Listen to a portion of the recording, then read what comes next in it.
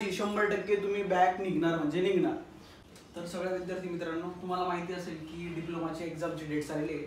तर सगळ्यात पहिली जर डेट बघितली तुम्ही, तर सगळ्यात पहिला पेपर म्हटला तर अप्लाइड मॅथमॅटिक्सचा 9 तारखेला पेपर आहे, म्हणजेच M2 चा पेपर आहे आणि 24 तारखेला M1 चा पेपर आहे।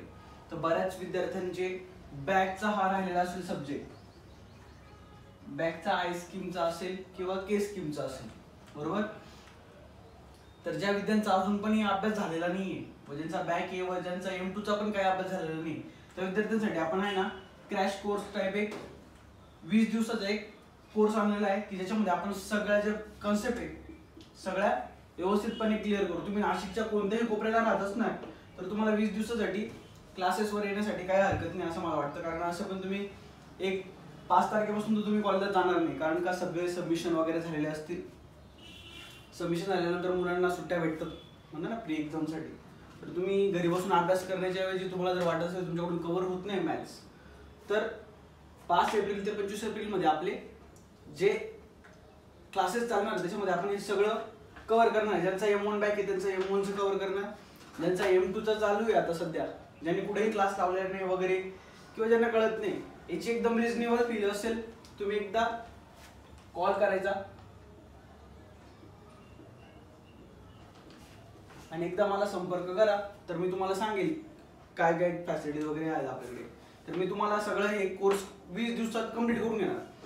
पासिंगची गॅरंटी माझी, सब्जेक्ट बॅक निघणार म्हणजे निघणार M1।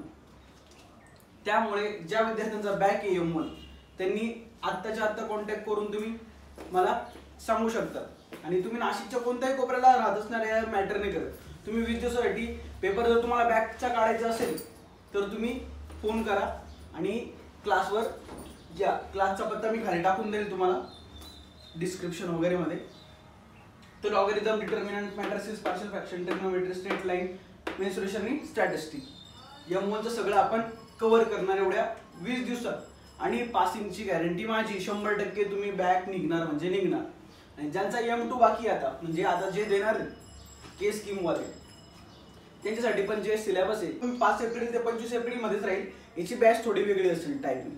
आणि ज्यांचा M1 आणि M2 दोघं द्यायचे यासाठी मी काहीतरी ऍडजस्टमेंट करेल, पण एकदा क्लासला फोन करा। बॅच जर जास्त मोठी जर झाली तर मी टायमिंगचा ऍडजस्ट करणार, पण टाइम खूप कमी आहे, जवळजवळ 1च महिना असं धरून चला। आता 1 महिन्यात तुम्हाला खूप कव्हर करायचं आहे। M1 चा जरी तुम्ही म्हणताय 2 महिने नाही, कारण तुम्हाला 9 तारखेपासून तुमची एक्झाम चालू होत आहे, त्याच्यामध्ये तुम्हाला बाकीच्या सब्जेक्टचा पण अभ्यास करायचा आहे।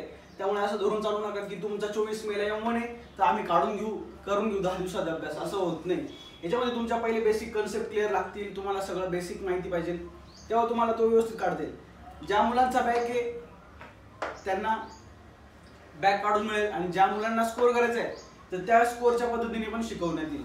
फक्त एकदा क्लासला भेट द्या आणि मला ह्या नंबरवर संपर्क करा।